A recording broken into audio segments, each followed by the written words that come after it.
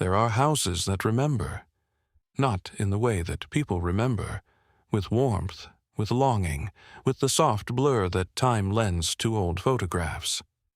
No, these houses remember the way stone remembers water, coldly, precisely, with every crack and stain accounted for. Ashworth Hall was such a house. It sat at the far edge of Devonshire like something the landscape had tried to forget, but couldn't quite manage, too large to ignore, too old to demolish, too proud to apologize for itself. The elm trees along the drive had grown inward over the years, their branches lacing together overhead like fingers, clasped in a prayer that no one believed in any more. In autumn, they dropped their leaves all at once, as if in resignation. It was into this house, on a Tuesday afternoon in late October of 1952, that Miss Jane Marple arrived. Small, white-haired, carrying a tapestry bag that had seen better decades, and observing everything with those pale blue eyes that most people mistook for vagueness. Most people were wrong. Miss Marple had come at the invitation of her grandniece, Cecily Ashworth, who had written 3 letters over the course of 6 weeks, each one slightly more careful than the last, which is to say, each one slightly more frightened. Cecily had not said that anything was wrong. She had spoken of autumn color and country air, and how lovely it would be to have company. But Miss Marple had read between the lines the way she always did, the way a woman reads a room the moment she steps into it. Not the furniture, but the feeling. Something in that house was waiting. She did not yet know what. By the time the first frost came, a man would be dead. A conservatory long forgotten would surrender its secret, and Miss Marple, knitting quietly by the fire, would have seen, in the tangle of human fear and greed and love, exactly what no one else had thought to look for. She almost always did. Part 1. The Arrival. The motor car that carried Miss Marple from Exeter Station to Ashworth Hall was driven by a young man named Percy, who had the unfortunate habit of whistling half a tune and then abandoning it, as though he kept forgetting how the rest of it went. Miss Marple did not mind. She sat in the back seat with her tapestry bag on her lap and watched Devonshire pass by the window, the stone walls, the dark hedgerows, the occasional farmhouse sitting low against the hill as if bracing itself against the wind. She had always liked the countryside in October. There was an honesty to it. It did not pretend to be anything other than what it was, tired, stripped, preparing for something cold. She respected that. The drive from the station took 40 minutes, and for the last 10 of them there was no other road, no other house, no other sign of human life except the lane itself and the elms that lined it. When Ashworth Hall finally appeared at the end of the drive, Miss Marple's first thought was not about its size, though it was considerable, nor about its age, though it wore that heavily. Her first thought was that every curtain on the ground floor was drawn. At 3:30 in the afternoon. Percy brought the car to a stop on the gravel and climbed out to retrieve her bag from the boot. Miss Marple stepped out slowly, the way she always did, not from frailty, but because she had learned long ago that the first 30 seconds in a new place told you more than the next 30 hours, if you were paying attention. The gravel was unswept. Dead leaves had drifted against the stone steps, and no one had thought to clear them. The brass knocker on the front door was dull, not dirty, precisely, but untended. And the garden to the left of the drive, which must once have been quite lovely, had been left to its own conclusions. Roses gone to briar, box hedges grown shapeless, a stone bird bath tipped slightly to one side, holding a pool of brown water and one sodden leaf. The door opened before she reached the top step. Cecily Ashworth had been a pretty girl once. Miss Marple remembered her at 19, at a garden party in St. Mary Mead, laughing at something with her whole face. She was 34 now, and the prettiness was still there if you looked carefully, the way a watercolor is still there beneath years of dust on glass. But the laugh was gone. In its place was something watchful, something that had learned to measure the temperature of a room before deciding how to behave in it. Aunt Jane. She took both of Miss Marple's hands and held them, and Miss Marple felt in that grip something that the 3 careful letters had not quite managed to say out loud. Relief. Desperate, unguarded relief. "My dear," said Miss Marple simply, and squeezed back. The hall inside was large and dim. A fire had been lit in the grate, but it was doing very little against the cold, which had settled into the stone walls and the flagged floor the way cold does in old houses, not as a visitor, but as a resident. A staircase rose on the right, its oak banister polished, but its carpet worn thin at the center of each step. Several framed portraits lined the upper wall, military men mostly, looking down with the expression of people who had strong opinions about everything, and were no longer in a position to share them. "I'll have Mrs. Wren show you to your room," Cecily said, and then corrected herself quickly. "Tobias's wife. She helps with the house." "Is Tobias the butler?" "He was. Reginald keeps him on, but there's not really a word for what he does now. He's been with the family 30 years. A pause. "He knows where everything is." Miss Marple noted the phrasing, but said nothing. She was shown upstairs by a thin, silent woman in her 60s, with a face like a closed door. The bedroom was adequate, clean, cold, with a window that looked out over what had once been the kitchen garden, and beyond it, half hidden by an overgrown yew hedge, a structure of glass and iron that Miss Marple took a moment to identify. A conservatory. Old, Victorian, perhaps, or Edwardian at the latest. Its glass panels caught the gray afternoon light and gave nothing back. Several panes were cracked. Ivy had reached the lower framework and was working its way upward with the patient industry of something that knows it has all the time in the world. "What a remarkable old thing," Miss Marple said pleasantly, more to herself than to Mrs. Wren. Mrs. Wren, who was setting a towel on the washstand, did not look up. "It's been locked these 6 years," she said. "The Colonel won't have anyone near it." "Oh? Why is that?" A pause that lasted just a half-second too long. "Doesn't like the upkeep." She set down the towel and moved toward the door. "Dinner is at 7. After she had gone, Miss Marple stood at the window for a little while longer. The conservatory looked back at her, or seemed to, in the way that neglected things sometimes do, as though abandonment had given them a kind of awareness.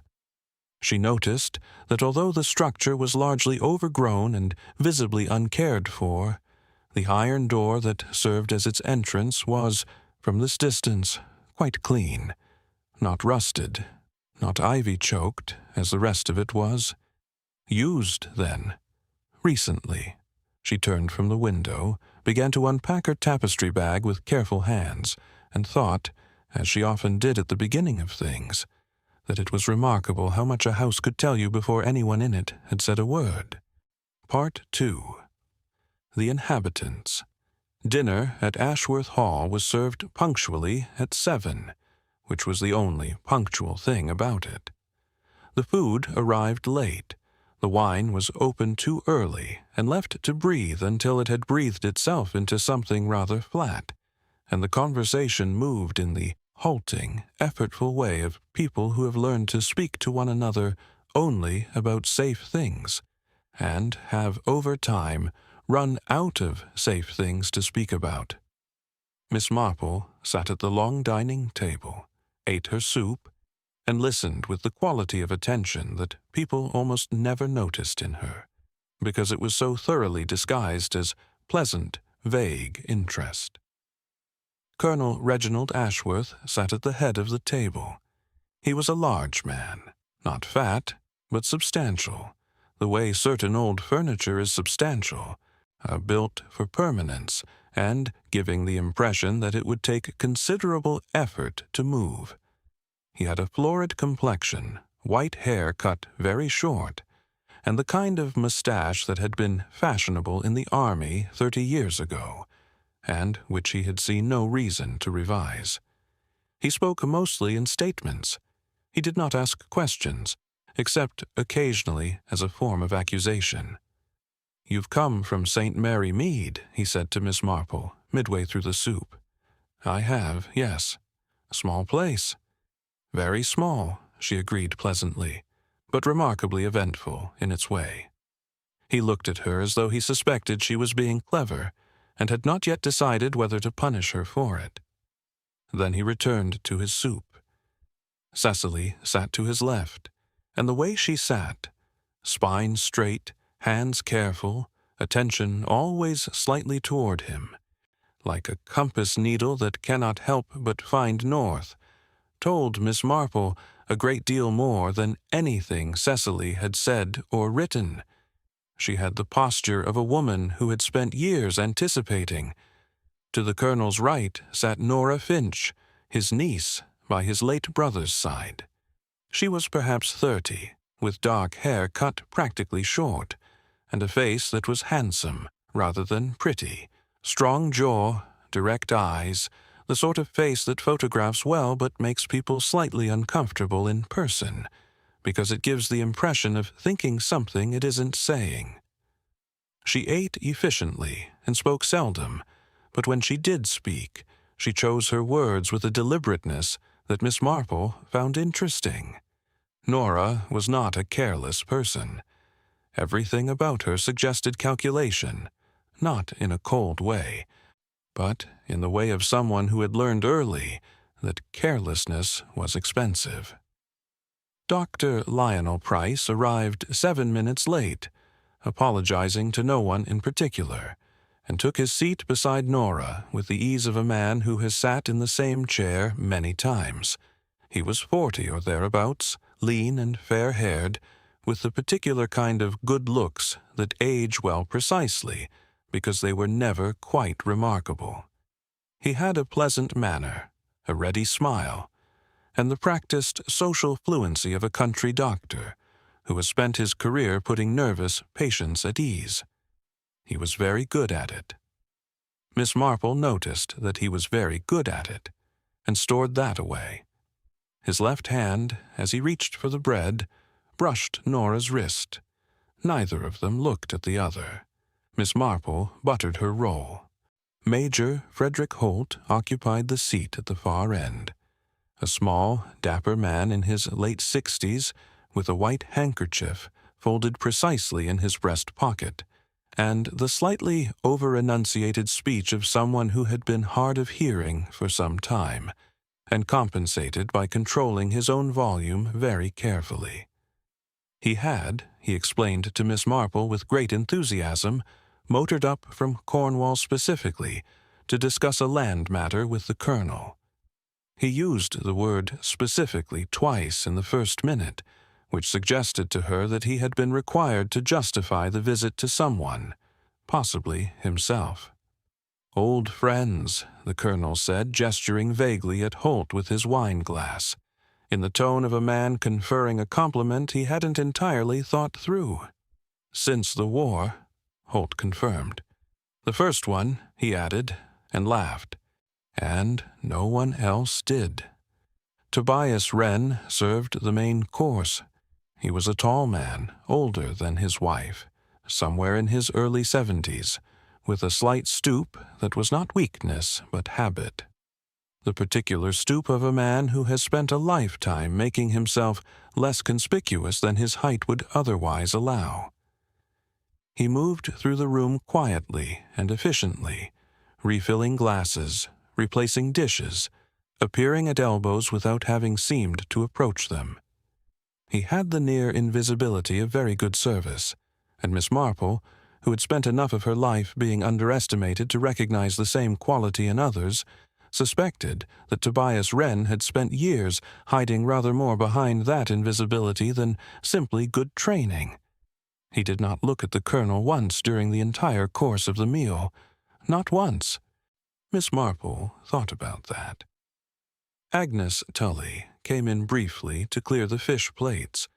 A round-faced woman in her 40s, reddish hair escaping its pins, with the expression of someone perpetually running slightly behind. She moved with a kind of contained hurry, and as she reached across the table near Miss Marple's place, something fell from her apron pocket. A small pressed flower, pale and papery, the kind one picks not for beauty, but for meaning. She scooped it up quickly, color rising in her cheeks, and was gone before Miss Marple could do more than notice.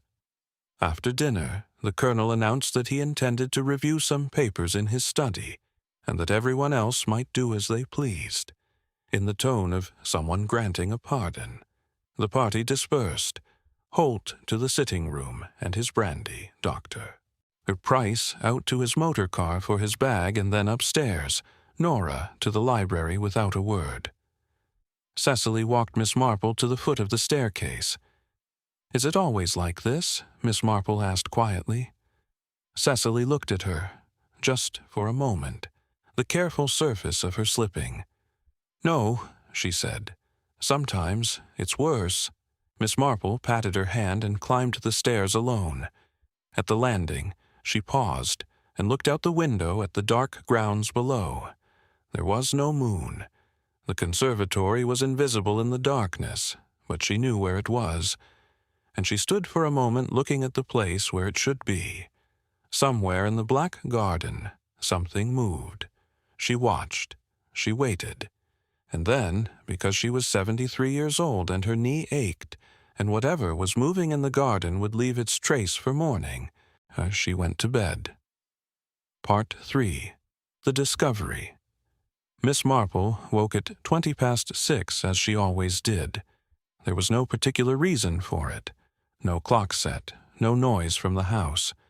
It was simply the hour at which her body had decided, sometime in her 60s, that sleep was finished and the day was to begin, regardless of what the day had in mind. She lay still for a moment in the unfamiliar bed, listening to Ashworth Hall settle around her. The creak of old timber, the distant murmur of wind against glass, the particular silence of a large house in which most people are still asleep. Then she heard something else, a voice, low, urgent, coming from somewhere below, not words exactly, but the shape of words, the kind of speaking that happens when someone is trying very hard not to be heard, and is, at the same moment, too agitated to manage it properly. A door opened and closed. Footsteps crossed what she judged to be the entrance hall. Quick, uneven, the steps of someone who had forgotten to be careful. Miss Marple was out of bed and into her dressing gown before the footsteps had reached the stairs. She did not go out onto the landing. She stood just inside her door, which she opened 1 precise inch, and listened. The footsteps passed. Agnes Tully, she thought, from the slight shuffling quality of them, and continued down the corridor toward the back of the house. A moment later came the sound of another door, heavier this time. The kitchen, perhaps. And then, faintly, unmistakably, the sound of a woman beginning to cry, and then stopping herself very firmly, the way people do when they have decided that crying is a luxury they cannot afford. Miss Marple, dressed with quiet efficiency, pinned her hair, put on her cardigan, and went downstairs. The conservatory door was open. She saw it from the corridor window before she had reached the kitchen, the iron door standing at an angle, not flung wide but ajar, with the particular stillness of something that had been opened and not yet thought about closing. The morning was pale and very cold, the sky the color of old pewter, the grass stiff with the first proper frost of the season. Her breath fogged the glass. She went to the kitchen first. Agnes Tully was standing at the range with her back to the door, her shoulders held in that rigid, deliberate way that is not composure, but the performance of it. A kettle was on the heat but had not yet boiled. Agnes had not yet moved to get cups. "Mrs. Tully," said Miss Marple. Agnes turned. Her face was blotched, her eyes red at the rims, and in them was something that Miss Marple recognized immediately and catalogued with care. Not grief, not guilt, but shock. The particular wide-eyed, shallow-breathing shock of someone who has seen something they cannot yet make their mind accept as real. "It's the Colonel," Agnes said. Her voice was very flat. "He's in the conservatory. I went out. I sometimes go out early, just for a moment, just for—" She stopped, started again. "The door was open. I looked in. He's on the floor." "Is he alive?" A pause that answered before she did. "No, miss, I don't think. No." Miss Marple nodded once, calmly. "Go and wake Dr. Pryce, please. Don't wake anyone else yet." She crossed the garden alone. The frost crunched faintly under her shoes, sensible shoes, leather-soled, the kind her niece always said were dreadfully unfashionable, and which had served Miss Marple extremely well in any number of difficult circumstances. The conservatory grew larger as she approached it, the iron and glass structure resolving from shadow into detail. The cracked upper panes, the dark mass of overgrown vegetation pressing against the glass from within, the single unlatched door standing open. She paused at the threshold. A good deal could be learned at a threshold, in her experience, by someone willing to stand still long enough to learn it. The door frame showed no damage, no forced entry, no broken lock. The hinges, she noted, had been recently oiled. They made no sound at all when she pushed the door gently wider, which struck her as curious, given the general state of neglect that characterized every other inch of the building. Inside, the air was different, not warmer, if anything, colder, with the specific damp cold of enclosed spaces and dying vegetation, but different in quality, heavy, still. The smell of old earth and rotting leaves, and something else underneath, something faintly chemical, that she could not immediately place. The conservatory was larger than it had appeared from outside. A central path of cracked terracotta tiles ran its length, flanked on both sides by the ruins of what had once been a serious collection of exotic plants. Most were dead now, or dying.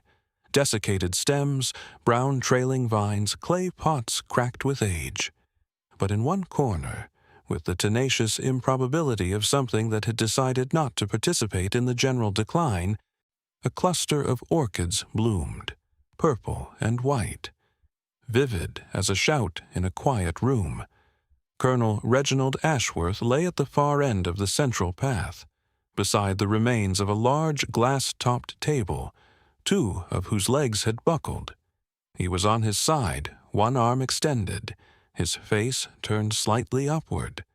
Above him, a section of the glass roof paneling was missing, 3 panes gone, the iron lattice-work bent outward, and on the terracotta path around him, the glittering, scattered evidence of broken glass. The appearance, taken at a glance, was clear enough. A man who had come into an unstable old building in the night, who had walked to its far end, and above whom the deteriorating roof had chosen that moment to give way. Miss Marple stood very still and took it in.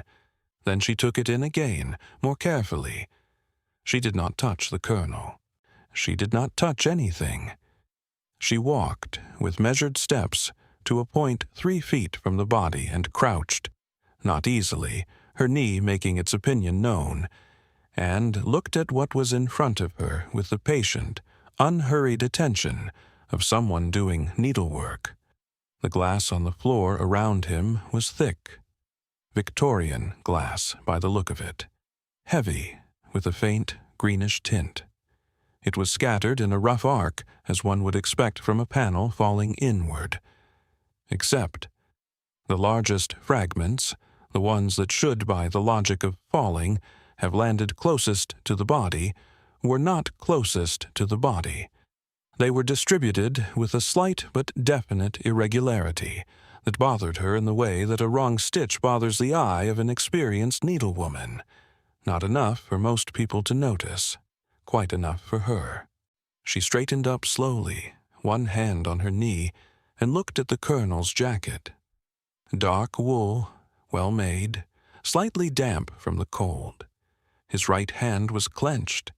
His left was open, palm upward, fingers loose, and in the breast pocket of his jacket, just visible above the fold of the fabric, pale and delicate against the dark wool, was a single orchid petal.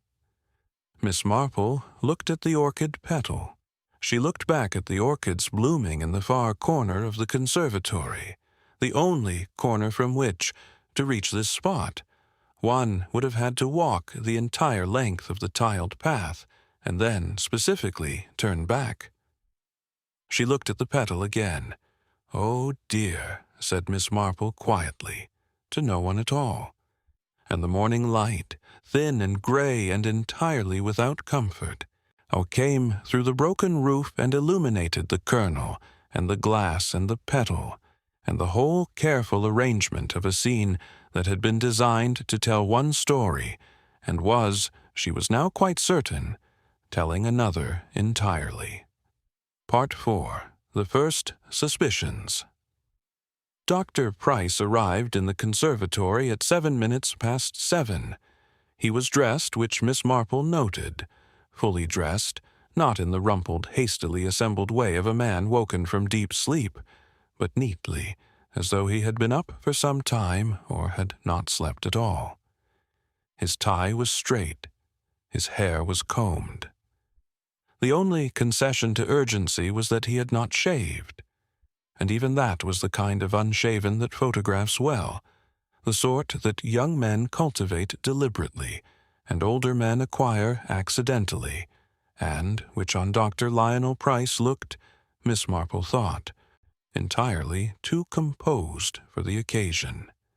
He crossed the conservatory with quick, professional steps, crouched beside the colonel, and performed the brief, practiced assessment of a doctor who has seen death before and knows immediately what it is. "He's been dead several hours," he said without looking up. 4, perhaps 5. It's difficult to be precise in this cold. "Yes," said Miss Marple, from where she stood near the door. "I imagine it is." He stood, surveying the broken glass, the buckled table, the missing roof panels above. His expression was grave and appropriate. The expression of a medical man confronted with an unfortunate accident. And it was, Miss Marple felt, just slightly too settled. Grief that has been prepared, she had always found, sits differently on the face than grief that has arrived without warning. "The roof gave way," he said. It was not quite a question. "So it would appear," said Miss Marple pleasantly. He looked at her then, for just a moment, a flicker of something behind the professional gravity. Assessment, perhaps. She gave him her most transparent smile, the one that had reassured a remarkable number of people over the years that she was exactly what she appeared to be. A small, elderly, rather vague woman who knitted things and thought about village gossip. "I'll need to telephone the police," he said. "Yes," she agreed. "I think that would be best." Inspector Gerald Barrow arrived from Exeter at 9:30, accompanied by a young sergeant named Coles who had a notebook and an air of determined thoroughness that Miss Marple found rather touching. Inspector Barrow was a compact man in his late 40s, with a practical face and the manner of someone who had seen enough of human behavior to be surprised by very little of it. He was not, she judged, unintelligent, which was both a relief and a complication, depending on how things developed. He spoke to each member of the household in turn, in the colonel's study, with Sergeant Coles and his notebook in attendance. Miss Marple, who was not a member of the household but a guest, was interviewed briefly and with a courtesy that contained, she noticed, a faint but definite undercurrent of dismissal. An elderly visitor. Unfortunate timing. Very sorry for the disturbance. She did not mind. Dismissal had its uses. She spent the morning in the sitting room with her knitting, which was, in its way, more productive than being in the study with Inspector Barrow. People, she had found, spoke most freely when they believed themselves unobserved. And there is no better camouflage in an English country house than a small white-haired woman with wool and needles, who appears to be thinking about nothing more taxing than the pattern in her lap. Nora Finch came in at 10 o'clock and stood at the window with her arms folded and her back to the room, looking out at the garden. She stood like that for 4 minutes without speaking. Then she said to the window, "He changed his will, you know, 3 weeks ago." Miss Marple said, "Did he?" in the tone of someone making conversation. "He told me himself." A pause. "He enjoyed telling me. That was the sort of man he was." Her voice was without particular emotion, not because she felt none, Miss Marple judged, but because she had processed it already, thoroughly, in private. Everything to charity, some agricultural foundation in his old regiment's name. Tobias gets a small sum. Cecily gets the house, which is worthless, because the house is mortgaged to within an inch of its life. She turned from the window. "I get nothing." "That must have been very painful," Miss Marple said. "It was clarifying," Nora said, and left the room. Miss Marple's needles did not pause. Tobias Wren came in just before 11 to make up the fire. He did not speak at first, moved through the task with his usual quiet efficiency, his large hands arranging the coals with a care that seemed, to Miss Marple, slightly excessive. A man giving himself something to do. A man who needed his hands occupied while his thoughts went somewhere else.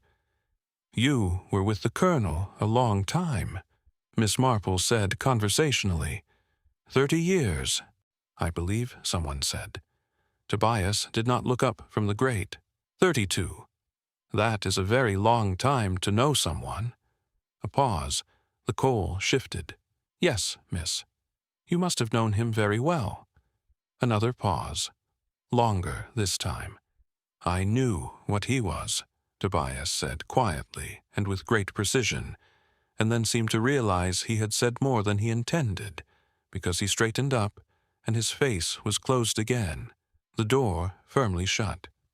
"A difficult man," Miss Marple offered gently. Tobias looked at her, really looked at her for the first time, and in that look she saw something that interested her very much. Not guilt, not the sharp, avoidant anxiety of a man with something to hide, but something older and heavier and more complicated. The look of a man who has known the truth about something for a very long time and has carried it alone. "Will there be anything else, miss?" he said. "No," said Miss Marple. "Thank you, Tobias." He left. She watched the door close behind him and thought, as she turned her knitting, that 32 years was a very long time indeed. Long enough to accumulate not just knowledge of a person, but debts and resentments, and the kind of secrets that become so much a part of one's daily life that one can no longer easily imagine existing without them. Major Holt found her at lunchtime, in the corridor outside the dining room. and pulled her aside with the conspiratorial enthusiasm of a man who has information and cannot quite help himself. "Dreadful business," he said, lowering his voice to a volume that was still audible from several feet. "Dreadful. But I'll tell you something, Miss Marple, and I don't mind saying this to you because you seem like a sensible woman. I'm not entirely surprised." "Oh," she said. Reginald had enemies. He nodded significantly. "More than one. I told him so myself last year. Told him he needed to be more careful. Man can't go through life the way he did and not—" He stopped himself, recalibrated. "Well, accidents happen, of course. Perhaps that's all it is." "Perhaps," said Miss Marple. "Still—" He tugged at his cuffs. "Strange place to be, the middle of the night. That conservatory. He always said he hated the thing." Miss Marple looked up. "Did he?" "Absolutely. Said so whenever anyone mentioned it. Wouldn't go near it. Hadn't been in it in years. Far as I knew." He frowned at his own words, which makes it a dashed odd place to turn up dead, doesn't it? "It does, rather," said Miss Marple. She said it mildly, agreeably, in the tone of someone conceding a minor point in a pleasant conversation. But as Major Holt moved away down the corridor, she stood quite still for a moment, and her pale blue eyes were not vague at all. A man who hated the conservatory. A man who had not entered it in years. Found dead inside it, in the middle of the night, beneath a section of collapsed roof. Either the colonel had, for reasons unknown, overcome his aversion and gone there alone in the dark, or he had not gone there at all. Someone had brought him. Part 5.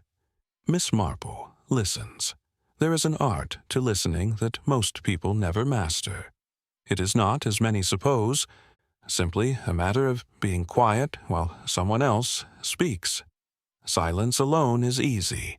It requires only closed lips and a tolerably patient disposition. True listening is something else entirely. It is the ability to hear not just the words being said, but the ones being chosen. To notice the pause before an answer, the word substituted for another, the subject changed with a little too much ease. To understand that what a person does not say is frequently more truthful than what they do. Miss Marple had been listening in this way for 73 years, and she was, by any fair measure, exceptionally good at it. The afternoon following Colonel Ashworth's discovery was, on the surface, the quiet, strained afternoon of a household in shock. Inspector Barrow had taken his statements and departed temporarily to Exeter. There would be a post-mortem, formalities, the slow machinery of official inquiry grinding into motion. The household had been asked to remain available. And so they remained, dispersed through the rooms of Ashworth Hall, like objects rearranged by an earthquake, each in a new position that revealed something about them that their previous arrangement had concealed. Miss Marple moved among them gently, with her knitting and her mild face, and listened. She found Cecily in the small morning room at the back of the house, a room that had clearly been Cecily's own refuge, the one room in the hall that had any warmth to it. There were books on the window-sill, a worn armchair pulled close to the radiator, a small watercolor of the Devonshire coast on the wall that was the only painting in the house that had not been chosen to intimidate. Cecily was sitting in the armchair, but not reading, her hands in her lap, her gaze on the middle distance, her face wearing the complicated expression of a woman who is trying to feel the appropriate thing and finding that what she actually feels is something else. Miss Marple sat down across from her without being asked and took out her knitting. For several minutes, neither spoke. This was intentional on Miss Marple's part. Silence, offered without expectation, is frequently the kindest invitation to honesty. "I don't know what I feel," Cecily said eventually. Her voice was very quiet. "Isn't that terrible? He was my husband for 9 years, and I'm sitting here and I can't find—" She stopped, started differently. "I keep waiting for something, some appropriate response, but what I actually feel is as though a very loud noise has simply stopped. And the quiet is strange, but it isn't." She looked at Miss Marple. "It isn't bad. Is that terrible?" "No," said Miss Marple. "It is very human." Cecily looked at her hands. "He wasn't always the way he became. In the beginning there was a version of him that was almost kind. I think he frightened it out of himself, somewhere along the way. Men like Reginald are always fighting something they won't name. Did he speak to you about the conservatory?" The shift was gentle, almost undetectable. Cecily blinked. "The conservatory?" "Yes. Major Holt mentioned that your husband disliked it, had some aversion to it. I wondered if you knew why." A hesitation, brief but present. He never said specifically, only that it was a waste and an eyesore, and he intended to have it demolished when he got round to it. He never got round to anything, of course. She paused. "He went there once, about 2 years ago. I saw him from this window, crossing the garden at night. He was only gone 20 minutes. When he came back in, he was different, very quiet. I asked him where he'd been, and he said I was imagining things. But you weren't." "I never was," said Cecily simply. "He just preferred that I act as though I were." Miss Marple encountered Dr. Pryce in the corridor outside the library at 2:30. He was coming out. She was passing by. It was, she felt, a slightly less accidental collision than it appeared. "Miss Marple?" He held the door for her with a smile that was warm and well-practiced. "Are you finding everything you need? It's an awful business. You shouldn't have had to be caught up in it." "Oh, these things happen," she said vaguely. "One gets used to unexpected events at my age. I imagine you've had experience of sudden death yourself in your practice." "One does, yes." A slight shifting of the smile, not disappearing but being renegotiated. "It doesn't become easy, exactly. One simply learns to be useful in spite of it." "Quite so." A pause. "You've been attached to this household some years, I understand." 4 years, more or less. I came when old Dr. Hennessy retired. The colonel needed regular attention. His heart was not strong." Miss Marple's needles paused for just a fraction of a second. "His heart, I see. Was that known? Among the family?" "Certainly. I'd advised him strongly to reduce his activities. He was not an easy patient. And his medication, was it complex?" Something moved behind his eyes. Not alarm, but its careful cousin. "Moderately so. Why do you ask?" "Oh," said Miss Marple, in her most butterfly fashion, "I have a friend in St. Mary Mead, Mrs. Bantry's husband, actually. Heart condition, quite manageable with the right treatment. I always find these medical things fascinating. One learns so much." She smiled warmly. "Thank you, Doctor." She moved on. Behind her, she felt rather than heard him stand in the corridor a moment longer than necessary before going on his way. It was Agnes Tully who told her the most, and Agnes Tully who meant to tell her the least. Miss Marple found her in the scullery at 4 o'clock, working through a pile of washing up with the aggressive energy of someone who needs occupation to keep themselves from thinking. Miss Marple asked for a glass of water. She wasn't thirsty, but it gave Agnes something to do with her hands other than clatter crockery, and settled herself on the stool near the door. Agnes had the face of a woman who carries other people's secrets the way some people carry extra weight, distributed throughout, showing in the posture, in the eyes, in the way she moved through rooms as if slightly burdened. She was not a subtle woman. She was a frightened one. "You go to the conservatory sometimes," Miss Marple said, not unkindly, simply as a fact. Agnes's hands stilled on the crockery, then continued, "I used to, not any more." "What did you do there?" A long pause. "Nothing wrong." "I'm sure not," said Miss Marple. "It was just quiet. Nobody went there. I'd go in the early mornings sometimes before the house was up.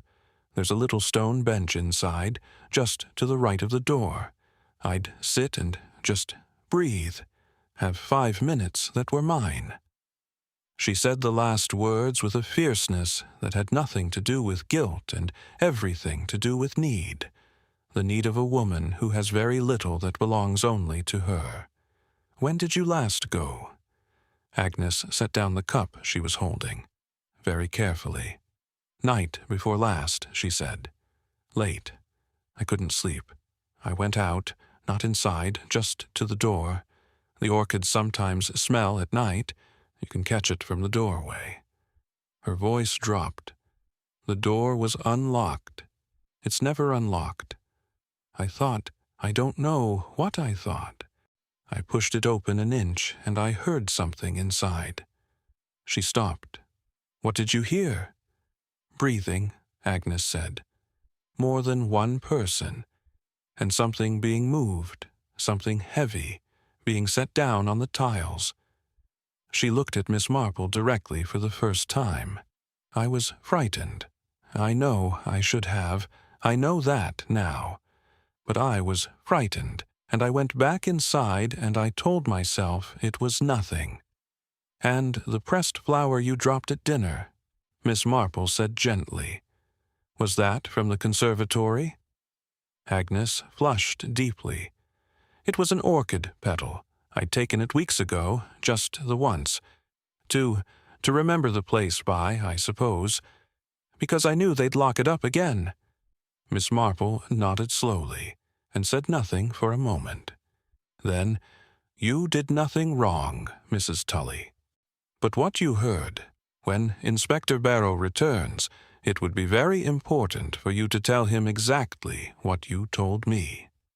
Agnes looked at her with the expression of someone standing at the edge of something they don't want to step off. "Will it cause trouble?" she asked. "Yes," said Miss Marple honestly, "but the right kind." She sat alone in the sitting room that evening, her knitting untouched in her lap, watching the fire. She had by now 4 things she had not had that morning: the knowledge of a changed will, the knowledge of a weak heart, and the medication that managed it, the knowledge that 2 people had been in the conservatory moving something heavy in the night, and the knowledge that Colonel Ashworth had, 2 years ago, visited the conservatory once in the dark, and returned changed. She did not yet know what he had found there, but she was beginning to have a very clear idea of who had finished what he started. Part 6. The Clues Deepen. The second morning at Ashworth Hall arrived with rain. It came in from the coast some time before dawn, not the dramatic, theatrical rain of summer storms, but the quiet, determined rain of an English autumn that has made up its mind and intends to continue indefinitely. It pressed against the windows of the hall in a steady gray curtain, turned the gravel drive to dark soup, and reduced the garden and the conservatory beyond it to a smudged watercolor suggestion of itself. Miss Marple sat at the breakfast table alone at 7:15, ate her toast with marmalade, drank her tea, and thought. The household came down in pieces, as troubled households do, not together, not with any of the social pretense that ordinary mornings require, but separately, quietly, each person arriving with their private night still visible about them. Major Holt appeared first, 8 kippers with determined appetite. spoke of the weather with the conviction of a man who finds meteorology a reliable refuge from everything else, and departed to telephone his wife in Cornwall.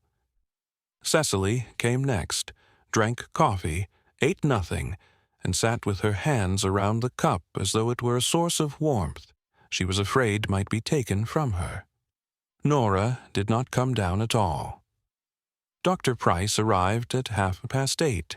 He had shaved this morning, Miss Marple noticed, very thoroughly, the kind of shave a man performs when he needs the ritual of normality, when the ordinary actions of an ordinary morning are the only thing standing between him and the full weight of what he knows. He poured himself coffee, stood at the sideboard drinking it, and said to the room in general, "Inspector Barrow telephoned earlier. The post-mortem results will be available this afternoon." Cecily looked up. "Do they know how he died?" "The roof collapse," Dr. Pryce said smoothly, immediately. "The glass. The head injury sustained from the falling panels. It's consistent with the scene." Miss Marple buttered a second piece of toast. "How very thorough of them to confirm it so quickly." Dr. Pryce looked at her. "I beg your pardon?" "Post-mortems," she said pleasantly. "I always imagine they take rather longer. But I suppose when the cause is clear, it simplifies things considerably." She smiled.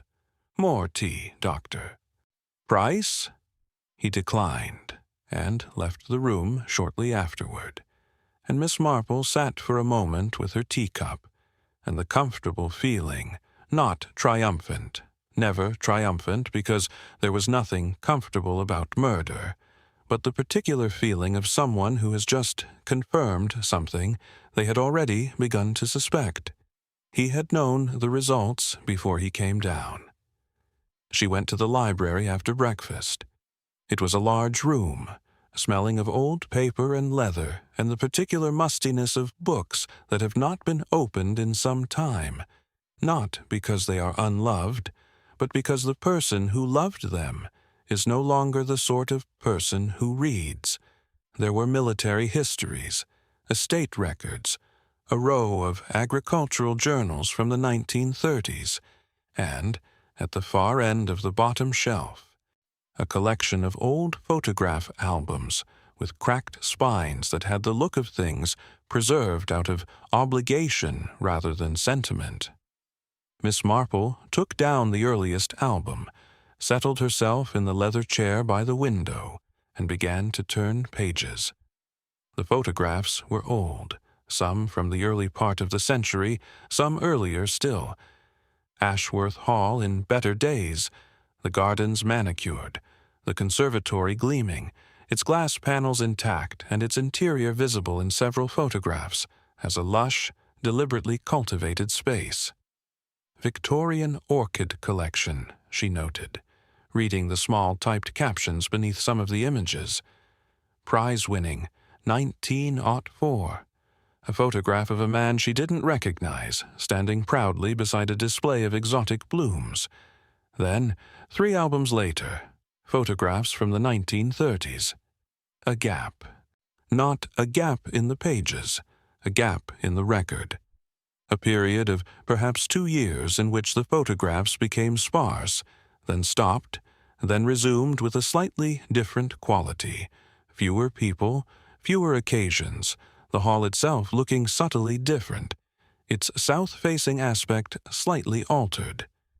The conservatory, she noticed, appeared in no photographs after 1937. She put the album down and sat very still. The key was in the library desk drawer. She found it by the straightforward method of looking through each drawer in turn, which she did without any particular guilt. The dead, she had always felt, surrendered certain privacies in exchange for the truth, and it seemed a fair bargain.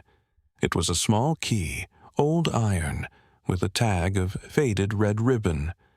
On the tag, in a handwriting she had not seen before, cramped, and leftward slanting, not the colonel's wide, self-important script, were 2 words: East wing.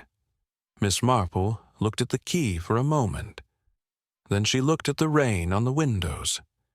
Then she put the key in the pocket of her cardigan and went upstairs. The east wing of Ashworth Hall had been, as far as Miss Marple could determine, unused for some considerable time.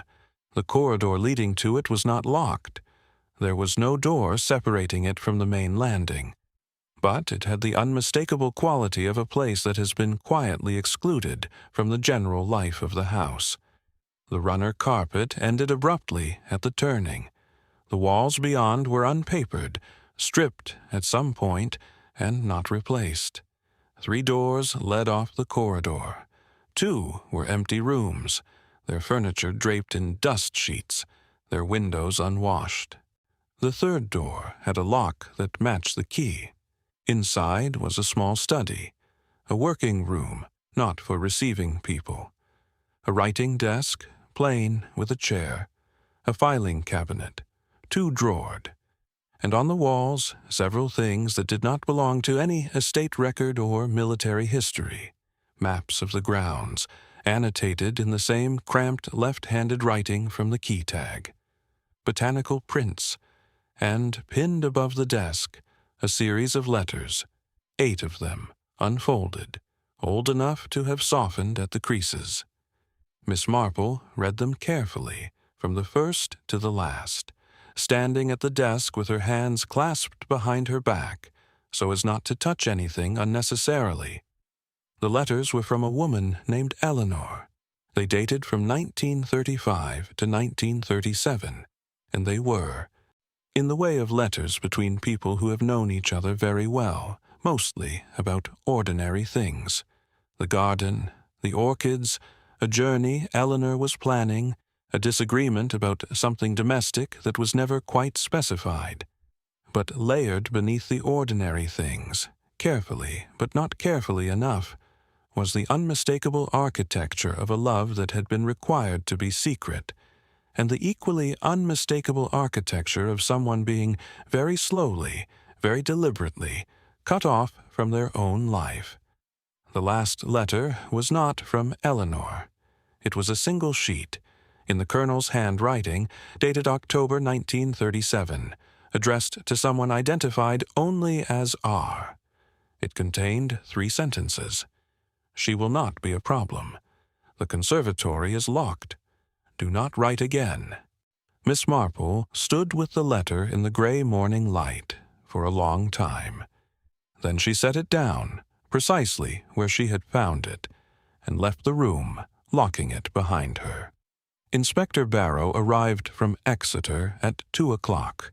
He had the post-mortem report under his arm, and the expression of a man who has received confirmation of what he expected, and is therefore satisfied. He asked to speak to the household collectively in the sitting-room, which Miss Marple attended as a matter of course, and which no one thought to question, elderly visitors being, as always, below the threshold of anyone's attention. He told them what Dr. Pryce had already said: blunt force, trauma to the head, consistent with falling glass, consistent with the roof collapse, no indication of any other cause of death. The inspector used the word consistent 4 times in 3 minutes, which Miss Marple found interesting. It was the word of a man describing what the evidence supports, rather than what the evidence shows.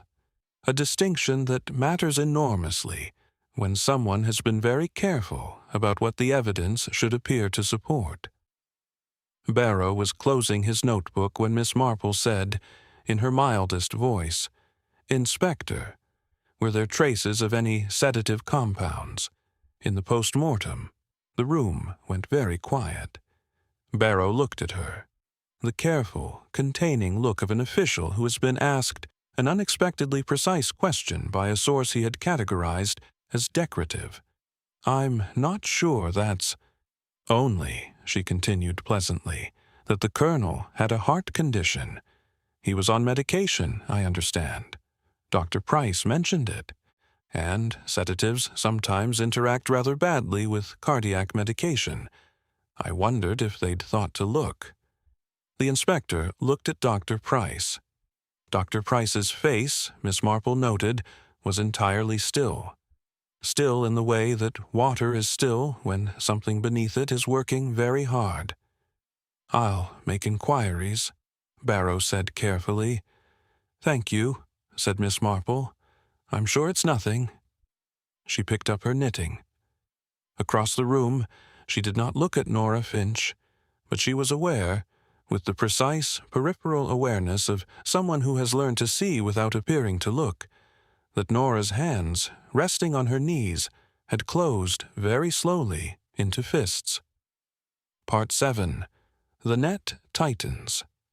The rain continued through the afternoon and into the evening, and Ashworth Hall drew itself inward the way old houses do in bad weather, the rooms becoming smaller, the silences heavier, the spaces between people charged with something that had nothing to do with the storm outside, and everything to do with the storm that Miss Marple had quietly set in motion, with 6 words and a ball of wool.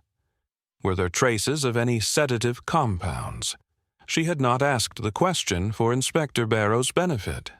Barrow would draw his own conclusions in his own time, with the post-mortem results and whatever inquiries he saw fit to make.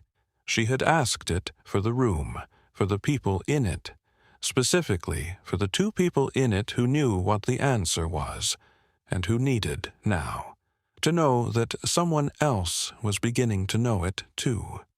Pressure, applied at the right point, produces movement, and movement, in Miss Marple's experience, was how the truth got out. She did not have long to wait. At 4 o'clock, she was in the sitting room with her knitting when the door opened and Tobias Wren came in. Not to make the fire was already made. Not to bring tea, no one had asked for it. He came in because he had decided to come in, which was, for Tobias, a thing of considerable significance. In 32 years of service, he had, she suspected, entered rooms only when required. Coming of his own accord meant something had shifted. He stood near the door for a moment, looking at her. Then he came and sat, not in the comfortable chair, but in the upright one near the window, the one that placed him with his back to the room, which was, she thought, deliberate, a posture of partial concealment even in confession. "You asked about sedatives," he said. He did not look at her. "I asked the inspector," Miss Marple said. "Anyone might have. Anyone didn't." She said nothing. "The Colonel's evening drink," Tobias said after a moment. "Whiskey. He had it every night at 10 in his study. I brought it." He stopped. A long pause in which the rain said everything that he was composing himself to say. 2 nights ago, the night the whiskey tasted different. I noticed it when I poured it. Something, not much, just a faint difference. His hands were on his knees, very still. I brought it anyway." Miss Marple looked at him steadily. Why? It was the question that mattered. Not what he'd noticed, what he'd done with the noticing. Tobias was quiet for a long time. When he spoke, his voice was the voice of a man releasing something that has been held under pressure for a very long time. Because I had spent 32 years watching that man destroy every person who came within reach of him. His wife, the first one, Eleanor, Cecily, Miss Nora, me. He said the last word simply, without drama. There wasn't a person in this house he hadn't broken something in. And I stood there with that glass and I thought, someone has finally done something about it. And I brought the glass. The fire crackled. The rain moved against the windows. "You didn't put the sedative in it yourself," Miss Marple said. It was not a question. "No, I don't know who did. I only know what I smelled." But you suspected. Yes. And you said nothing. No. He looked at her then, for the first time. Are you going to tell Barrow what I've said? Miss Marple considered. I am going to tell Inspector Barrow what is necessary for the truth to come out completely, she said, which may or may not include the precise contents of this conversation. But Tobias, she paused. You should know that carrying what you've been carrying serves no one, least of all yourself. He nodded once, heavily, and left. At 5 o'clock, Nora Finch came. This was less of a surprise. Nora had been building to something since the morning. Miss Marple had felt it in the quality of the silences whenever Nora was in the room, the way a silence that begins as absence gradually becomes presence. Nora did not sit. She stood in the center of the room with her arms at her sides and her chin up, in the stance of someone who has decided that attack is preferable to the prolonged misery of waiting. You're not what you appear to be, Nora said. Most people aren't, said Miss Marple pleasantly. You asked about sedatives. I did. Why? Miss Marple set her knitting in her lap. Because a man who hated a place was found dead in it, in the middle of the night, without any apparent reason for having gone there. And a man who has been sedated doesn't choose where he goes. Someone chooses for him. Nora was still for a moment. Then something in her face changed. Not collapsed exactly, because Nora was not the collapsing kind, but realigned, the way a structure realigns when a load-bearing element shifts. He deserved it, she said. Her voice was very quiet. I want you to understand that before anything else. Whatever you think happened, he deserved it. I think, Miss Marple said carefully, that he was a very cruel man who did a great deal of damage to a great many people. I think that is entirely true.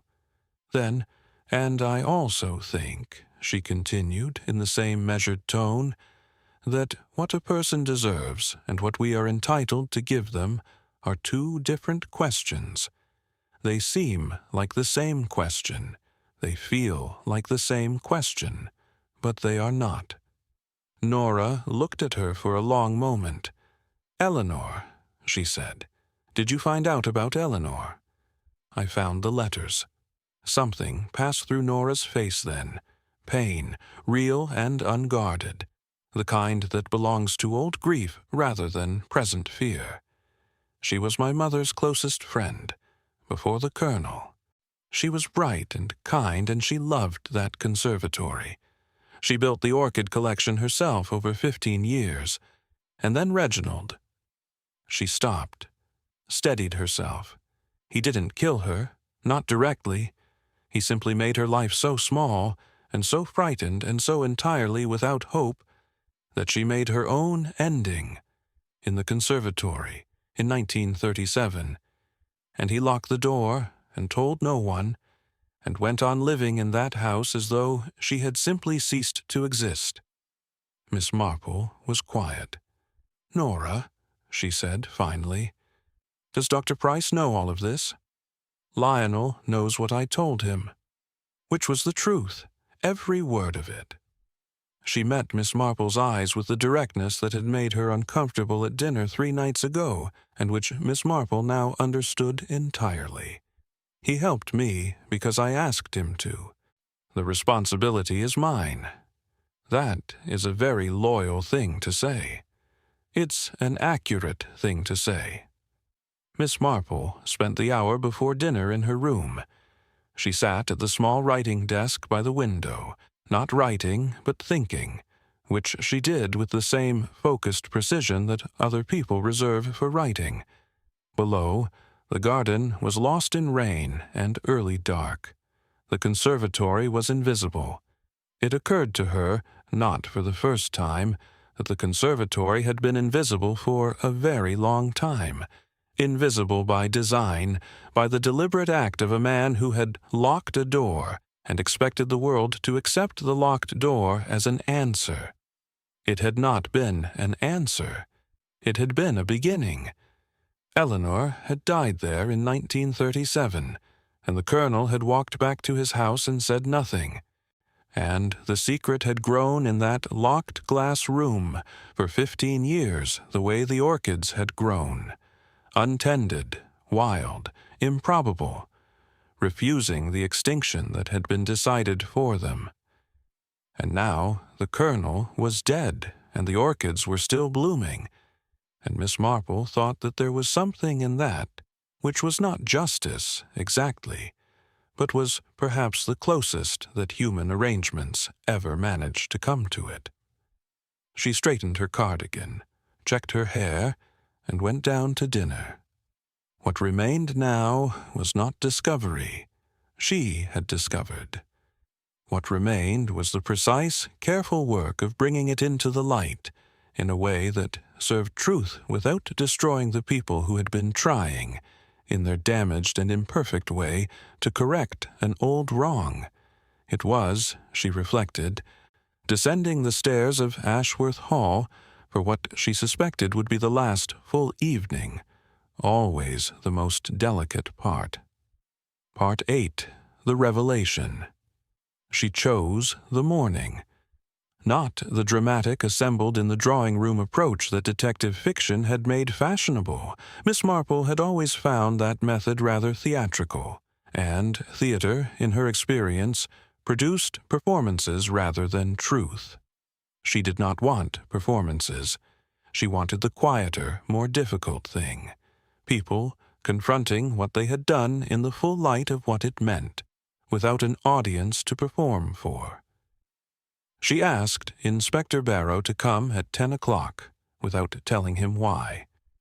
She asked Cecily to gather the household in the sitting room at the same hour, framing it as a practical matter, something about the estate, the running of the house, in the tone of a suggestion so mild that no one thought to question it.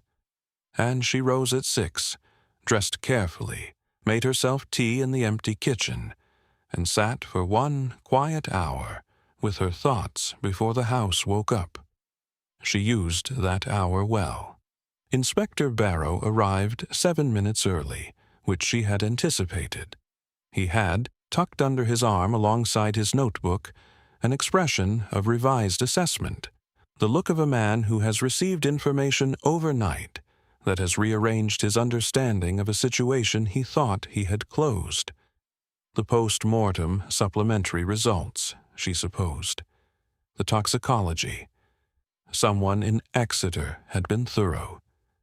She met him in the hall before he reached the sitting room and spoke to him quietly for 4 minutes. He listened without interrupting, which she appreciated. When she had finished, he was silent for a moment, and then he said, "You should have come to me sooner." "I came to you," she said, "precisely when I had enough to be useful, rather than simply disruptive." He looked at her for a long moment, the look of a man revising a category. "Are you certain about all of it?" "I am certain about what I know," she said. "I am reasonably confident about the rest. The parts I am only confident about will, I think, become certain within the next hour." He nodded slowly. "All right, Miss Marple." "Thank you, Inspector." The sitting room held them all. Cecily on the small sofa near the fire, her hands folded.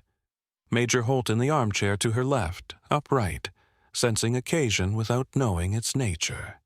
Tobias Wren standing near the door, not quite in the room, not quite out of it, which was where he had spent, Miss Marple imagined, a good portion of the last 32 years.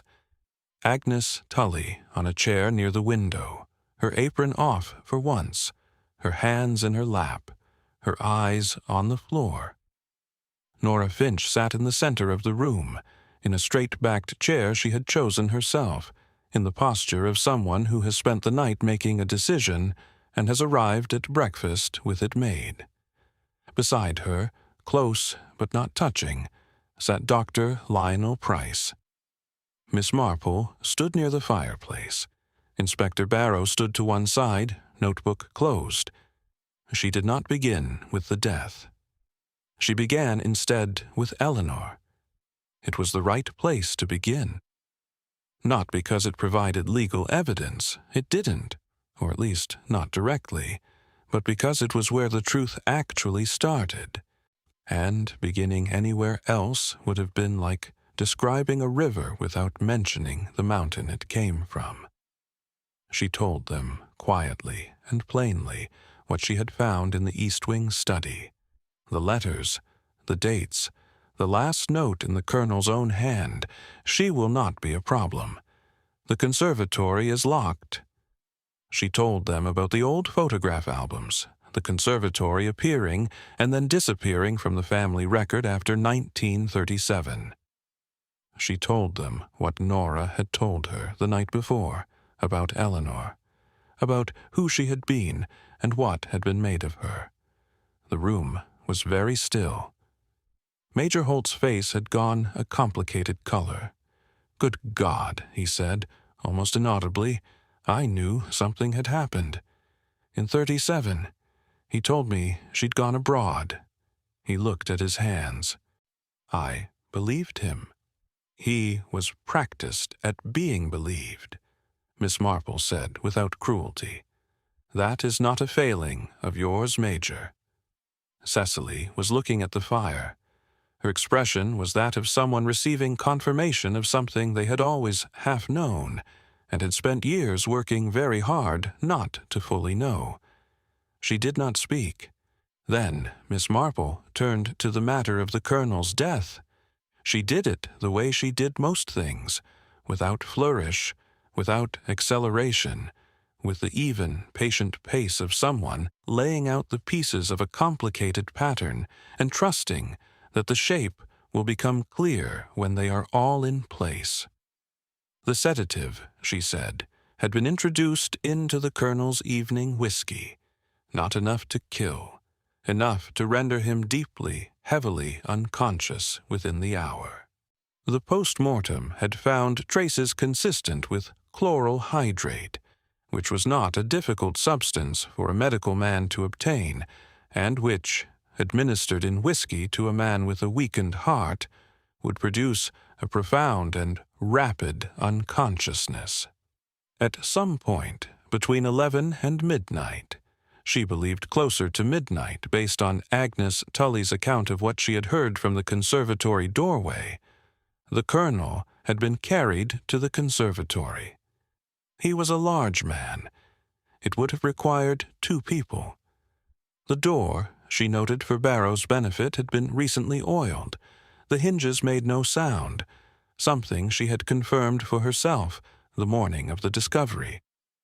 Inside the conservatory, at its far end, he had been placed near the glass-topped table. And then, here she paused, just briefly, a section of the roof paneling, already partially loosened from above, had been brought down upon him. The blow to the head was real. The glass was real. The evidence of a roof collapse was real. It had simply not been an accident. The glass distribution, she said, was not consistent with the panel falling inward from above. The largest fragments were incorrectly placed. They were distributed as though the glass had been brought down from a point that had already been cleared. Someone had prepared the site. Someone who understood with some precision the effect they needed to produce. She looked at no one in particular as she said this. The orchid petal in the Colonel's pocket, she continued, was the detail that first troubled me. The specific orchid from which that petal came grows only in one corner of the conservatory, the far corner, opposite where the Colonel was found. For the petal to have been in his pocket, someone had to have carried it there, or it had to have been transferred during the carrying. It is a small thing, but small things, in my experience, are frequently the truest things. She paused. The petal belonged to Nora Finch. She had given the Colonel that particular orchid cutting several years ago. I confirmed this with Agnes Tully, who had seen it. as a gesture of reconciliation that the colonel had rejected, and then kept, in his particular way of keeping things that were offered to him without returning anything in exchange. She looked now at Nora, directly. It came loose during the carrying. You didn't notice. Nora met her gaze and said nothing.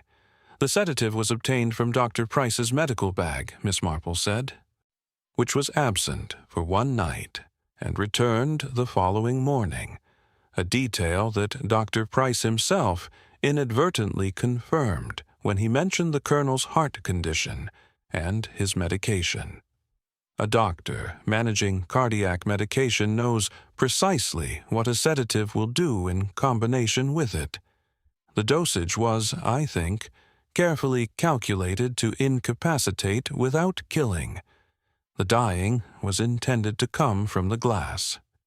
Dr. Pryce had not moved. His hands were resting on his knees very still, and his face had the quality of a man who has thought carefully, over many hours, about what this moment would look like, and has decided to meet it without pretense. "It was my responsibility," he said quietly. "Nora asked me. I chose to help her. Lionel." Nora's voice was sharp. "No." He looked at her, not apologetically, but with a firmness that Miss Marple found in its way rather moving, the firmness of someone who has weighed something very carefully and arrived at a conclusion they intend to stand by. "No, she's right. It was both of us. It was always both of us."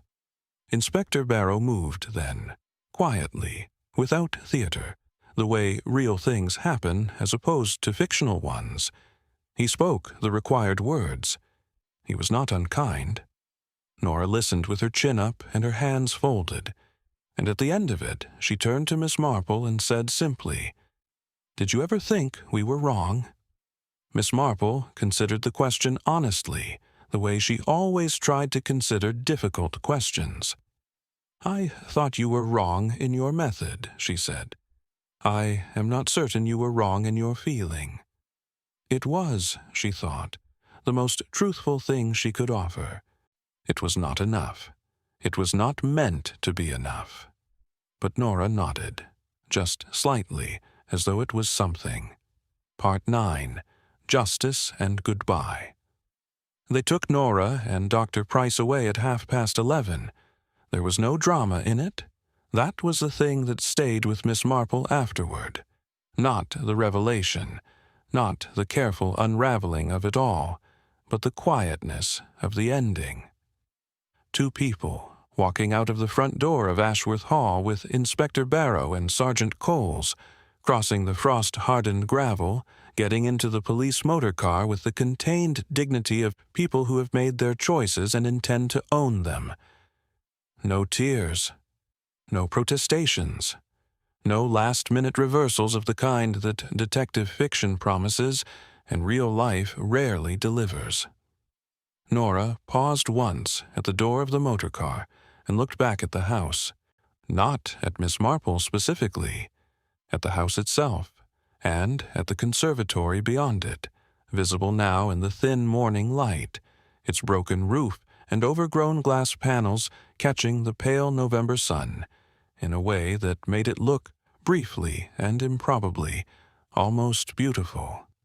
Then she got in, and the motor car moved down the elm-lined drive, and Ashworth Hall was quiet. The remaining members of the household dispersed in the way that people disperse after something large has moved through their lives, not all at once, not with any ceremony, but gradually, like furniture settling after a door has been forcefully shut. Major Holt announced at luncheon that he would motor back to Cornwall first thing in the morning. There was, he said, no land matter that couldn't wait, and rather a lot of thinking he needed to do. He said this with a gravity that was new to him, and which sat on him with the slightly unsteady quality of something he was still learning to wear. Agnes Tully went back to her kitchen, and, by the sound of it, commenced the most thorough cleaning the scullery had ever received. Miss Marple passed the kitchen door at 2 o'clock and heard the controlled violence of crockery being scrubbed, and thought that there were many ways of processing a thing, and Agnes had always struck her as a woman who worked through her feelings with her hands. Tobias Wren found her in the corridor outside the sitting-room at 3. He stood with his hands at his sides, and his slight, habitual stoop, and looked at her with the expression she had first noticed 2 days ago, that look of someone who has carried something alone for a very long time. Only now it was different, lighter, perhaps, not unburdened. That would take years, she suspected, if it happened at all, but differently weighted, as though the thing he'd carried had shifted position. 32 years, he said. Not bitterly, simply as a statement of time. Yes, said Miss Marple. I should have. He stopped, reconsidered. There were moments, over the years, when I thought about saying something. About Eleanor, about what I knew. He looked at the floor. But he had a way of making you feel that nothing you thought or knew or felt was quite substantial enough to act on, that you were always on the edge of imagining things. A pause. Do you know what I mean? I know exactly what you mean, said Miss Marple. And I want you to understand that the silence of people like you, people he spent years making feel insubstantial, is not the same thing as complicity. He manufactured that silence. The responsibility for it is his. Tobias was quiet for a moment. Then he said, What happens to the house?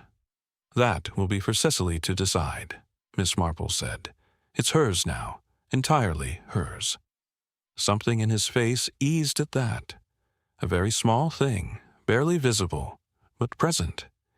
He nodded once and went back to whatever quiet corner of the house he had been occupying, and Miss Marple stood in the corridor for a moment and thought that there were some people in every story who never got to be central figures, and were nevertheless essential to it. The people who absorbed the worst of what cruel people distribute, and survived it, and continued, and held things together by sheer endurance when everything else was falling apart. Tobias Wren was one of those people. She hoped the remainder of his years would be kinder to him. She found Cecily in the morning room at 4 o'clock, in her armchair by the radiator, with a cup of tea that had gone cold, and a look on her face that was not grief and not relief, but something that lived in the complicated country between them. Miss Marple sat down across from her, as she had 2 days ago, and, for a while, neither of them said anything. The afternoon light came through the window, at a low, golden angle, the particular light of late autumn in Devonshire, the kind that makes everything look simultaneously more beautiful and more melancholy than it actually is. What will you do? Miss Marple asked, finally. Cecily looked at her hands. I don't know, yet. I haven't been someone who decides things for a long time. It's rather strange, the feeling of it, like a muscle that hasn't been used. She paused. The house is mortgaged. Nora was right about that. I could sell it, I suppose, or try to. You could. I thought I might have the conservatory properly seen to first. Before anything else. She looked up. It seems like the right thing. To open it properly. Let the light in. The orchids are still alive in there, did you know? After everything. All those years. She stopped, and her voice when she continued was quieter. I think Eleanor would have wanted them looked after. Miss Marple thought of the orchids, purple and white in the gray morning light, vivid and improbable, growing without permission in a locked and forgotten place. Yes, she said. I think she would have.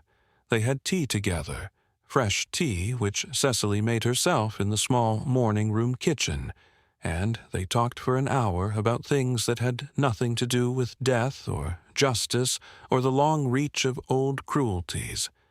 They talked about gardens and Devonshire in the spring, and a book Cecily had read twice and wanted to talk about with someone who might actually have read it. It was, Miss Marple thought, a very ordinary and very necessary hour, the kind that comes after extraordinary things and reminds people that life intends to continue. She left the following morning. Percy came with the motor car at 9:30. The same young man, the same habit of beginning tunes and abandoning them. And Miss Marple came down the stairs of Ashworth Hall for the last time with her tapestry bag and her cardigan, and the quiet, settled feeling of someone who has done what they came to do.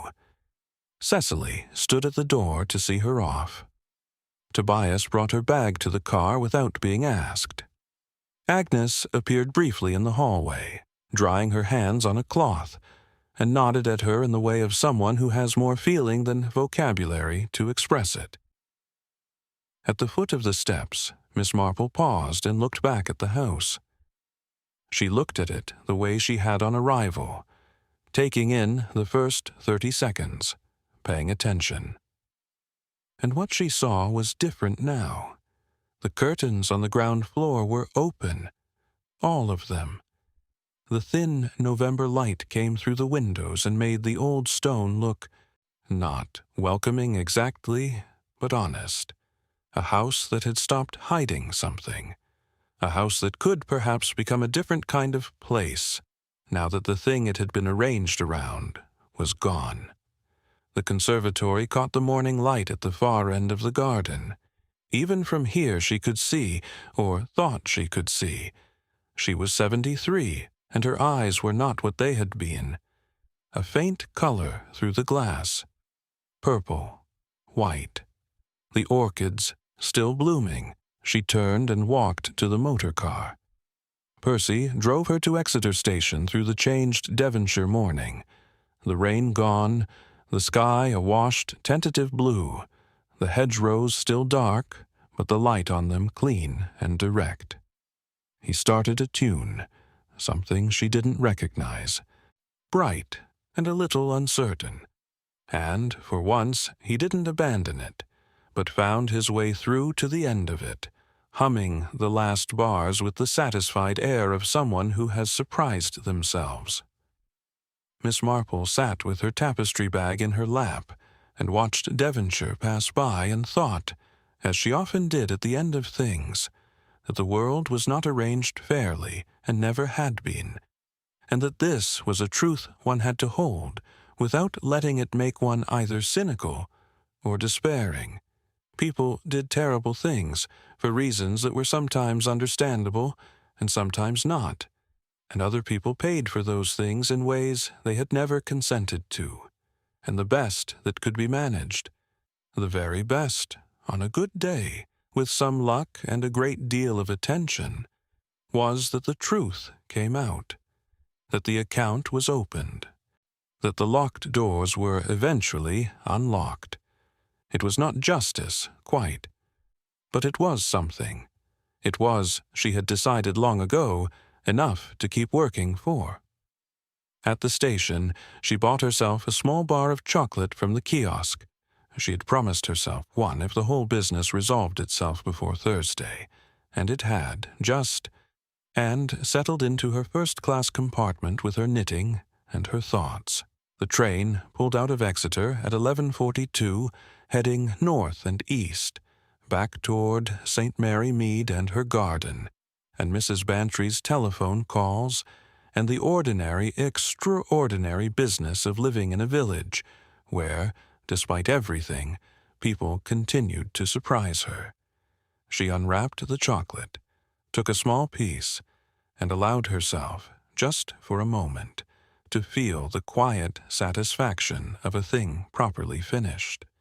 Outside the window, England moved past in its autumn colors, gold and rust in the dark evergreen of the hedges, and, here and there, a single late-blooming flower, holding on against the cold with the improbable, necessary persistence of things that have decided not to give up. She watched it go by and was content.